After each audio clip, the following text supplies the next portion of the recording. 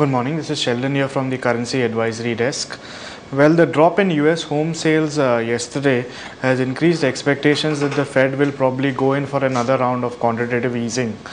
Now, basis this news, we saw that most of the Asian markets they rallied on opening.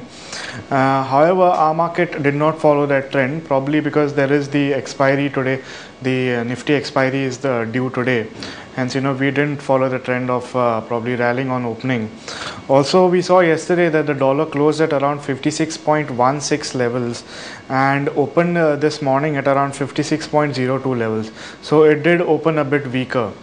Now, looking at the dollar index is at around 83.47 today. It's off its highs of 84 level, which has been showing for the past couple of weeks, the 84 level mark. So it's come down to 83.47, and we are expecting the dollar to weaken furthermore for intraday trading.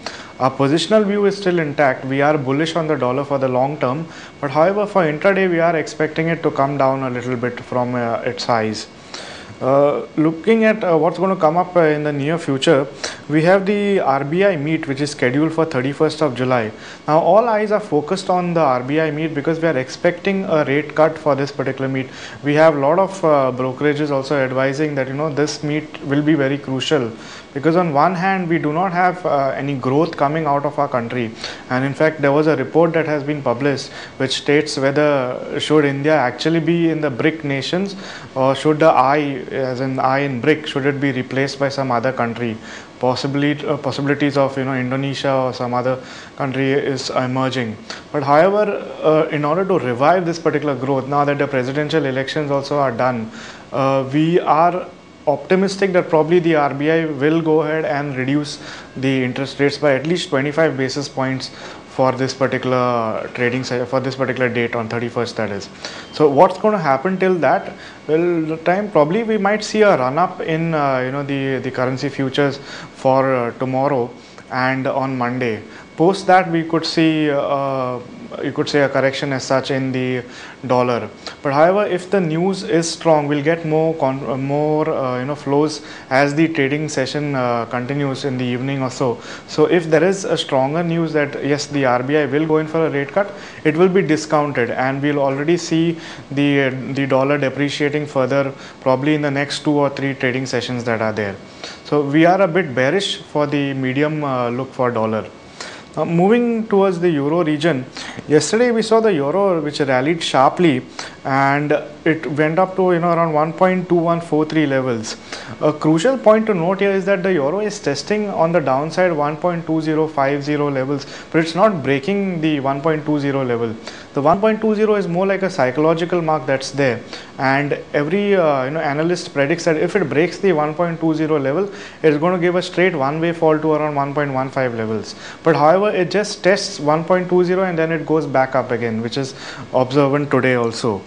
We saw that the German business sentiment report, which came out yesterday, dropped to its lowest level since March 2010. It fell to around 103.3. This is a very disturbing news for the euro region, as we know that Germany is the paymaster for the entire euro region, and if the confidence levels of German businesses are low, it shows that even Germany does not have infinite strength with itself to go on pumping money into the euro, or to be the final resort as such to for all the euro problems. So we are seeing that the euro news, whatever is coming out, the flow of news from euro is negative for the past a couple of trading sessions, and we expect this trend to continue. We also saw that the British GDP, it fell to its lowest level of around 0.7%. The pound, it fell post this news release, and it's now trading at 1.5488 levels. We're expecting the pound and the euro in intraday to probably move up a little, because it has fallen at a great speed. So it should correct a little bit and probably move into a little more positive territory compared to the dollar as such. The intraday trend for the pound and euro is a bit bullish. However, the weakness in dollar, that is compared to the rupee, if the dollar falls, then we know that the other cross currencies, due to the rate being derived from the dollar rupee pair, they will also weaken. But internationally, we do see the pound and euro strengthening in the next two sessions. We also recommend a buy for not a very great target in for today and for tomorrow as such. Probably if there isn't any much events happening, or even if there isn't any negative news coming into the markets. As I stated earlier also, there's a nifty expiry which is today, so all currency traders should keep that in mind also, and we'll have the rollover for our currency segment tomorrow, as in we'll have the expiry tomorrow. So ideally you should either roll over this evening, or probably you can roll over tomorrow before 12, that is. Moving finally to the levels for today. Well, we have an intraday sell position for the dollar, and we see that there's a support on the lower side at around 55.5 levels, and on the upper side we see a resistance of around 56.8 levels. For the euro, we see that there is a support at around 67.5 levels, and we recommend a buy at around 68.1 levels or above this. We expect the euro to move up to around 68.3 to 68.5 levels intraday.